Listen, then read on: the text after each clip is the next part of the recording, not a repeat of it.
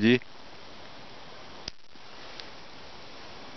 Друзья, смертельный номер. Нет, не надо. Прыгаем через костер.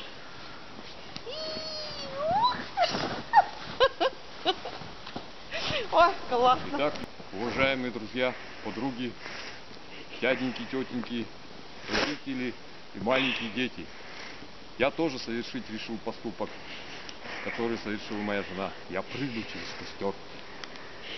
Детей прошу не смотреть это видео. Если они, конечно, не боятся, то могут смотреть. Я прыгаю. Итак, смотрите. Ой!